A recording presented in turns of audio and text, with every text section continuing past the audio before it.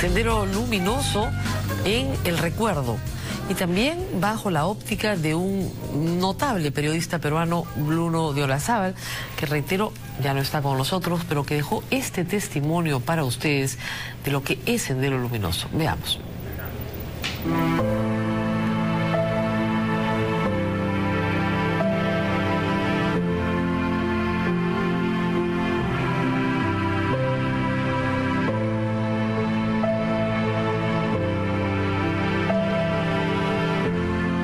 Juntó como 15 personas delante de la bici. Me han tirado en la cabeza hacha, cuchillo acá en mi cuello.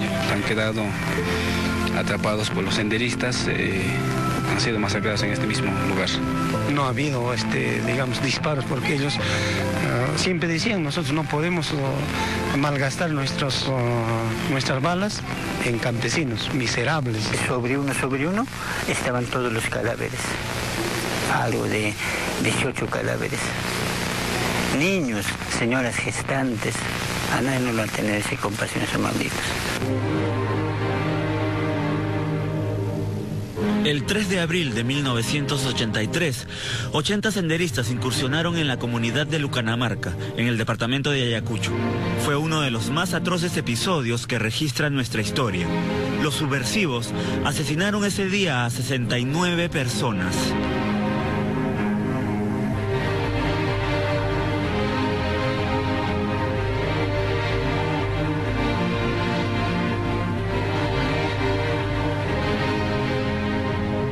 El informe final de la Comisión de la Verdad y Reconciliación recogió información que establece que el Partido Comunista del Perú, Sendero Luminoso, fue el autor de al menos 216 masacres durante los 20 años de guerra interna. Pero, ¿qué era o es Sendero Luminoso? Fue principalmente quien inició el conflicto armado interno más violento de nuestra historia republicana. Bueno, fue el principal responsable del conflicto armado interno. No solamente era un partido comunista del Perú, marxista, leninista, maoísta, sino también una organización terrorista, también una organización con una ideología fundamentalista. Han matado a mi esposo en el puente, le han desarmado, como acá tengo una foto que todito, como un perro que lo hubieran degollado ahí. Le han sacado la cabeza, le han puesto en el puente, y yo encontré toda la sangre chorreada para abajo. El informe final de la CBR señala que el grupo subversivo cometió gravísimos crímenes de lesa humanidad, desconociendo normas mínimas del derecho internacional humanitario.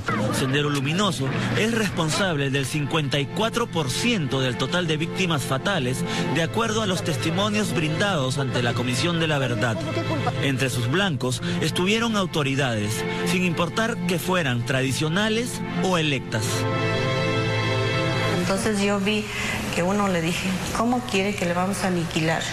¿Con arma de fuego o con el arma blanca? Y en eso yo vi que una chica tenía un cuchillo bien grande. Entonces yo gritaba, me desesperaba en ese rato.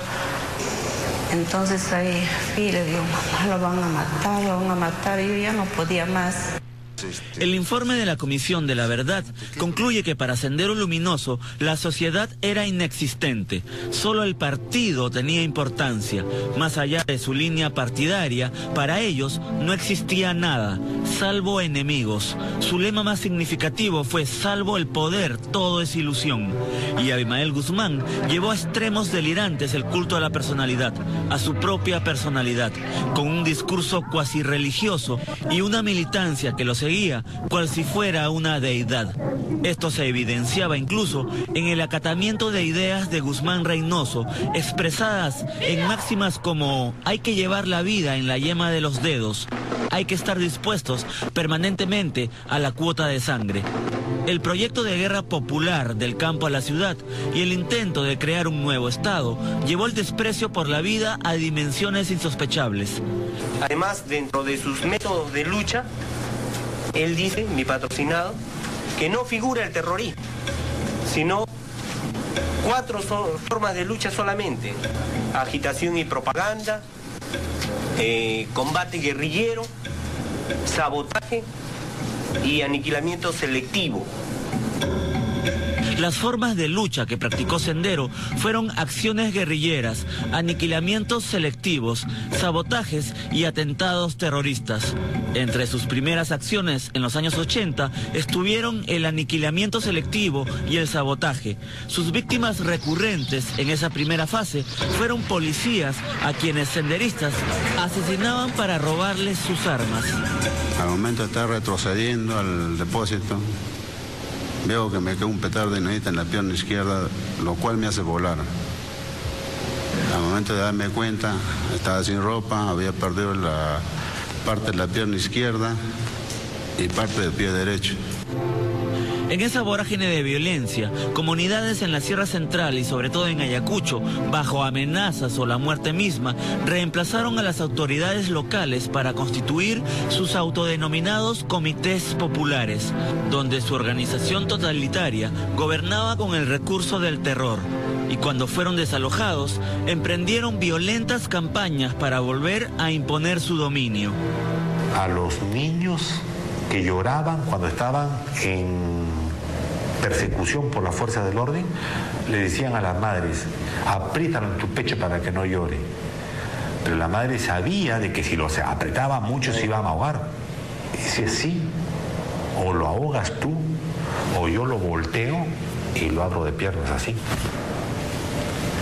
Entonces, ese régimen era un régimen, pues, fanático, de terror, parecido a un campo de concentración.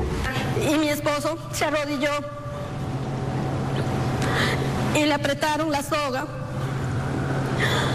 y le hicieron agachar la cabeza y le metieron una puñalada. Él no gritaba ahí, hacía así. Y él seguían apuñalándolo. Y yo gritaba desesperadamente y él me llamaba, me decía, negrita, bebita, ¿estás ahí? Sí, le decía yo, estoy aquí, no te voy a dejar.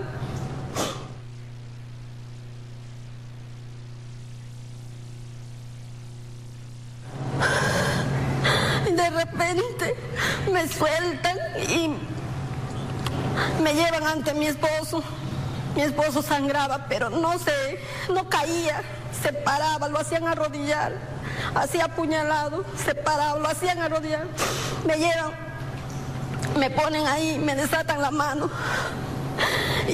Y el que le había apuñalado, el de apelativo Bagua, era el mando militar, estaba ahí.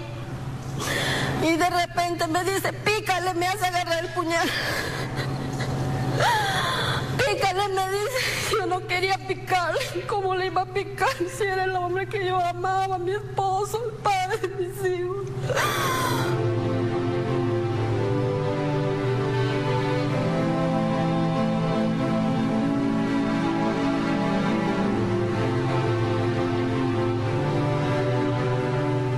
Como ejemplo del accionar del Partido Comunista del Perú, basta citar Uchurajay. Todos recuerdan a los 8 periodistas terriblemente asesinados en esa comunidad, pero la CBR ha documentado que meses después de la masacre de los periodistas, Sendero Luminoso incursionó en este pueblo hasta en 3 oportunidades y mató a 135 comuneros de los 470 que registró el censo poblacional de 1981. O sea, la tercera parte de la población de Uchurajay fue exterminada por Sendero. Otro de sus blancos fueron cualquier tipo de organización social o empresarial que conformaran algunas comunidades campesinas. La destrucción de infraestructura productiva. Al día siguiente temprano llegamos a la cabaña y ya los señores habían sacrificado 200 cabezas. Ese nuestro gran sueño se terminó. El informe de la CBR indica que entre 1980 y 1985, solo en Lima, Sendero Luminoso destruyó 247 torres de alta tensión y cometió 146 atentados selectivos, donde murieron 161 personas. Además, comenzó a ampliar su radio de acción y se infiltra en algunas universidades nacionales.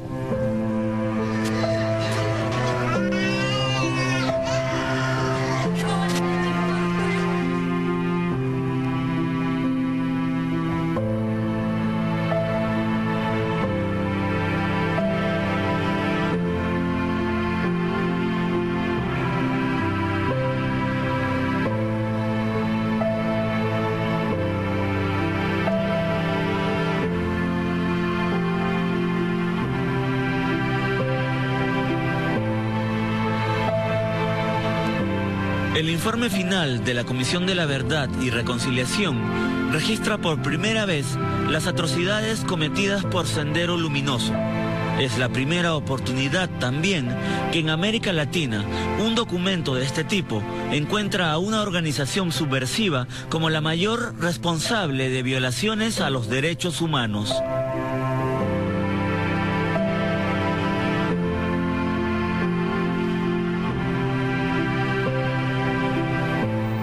Efectivamente, para que no se repita y para que todos ustedes, jóvenes que nos ven noche a noche, estén informados sobre lo que pasó en el Perú.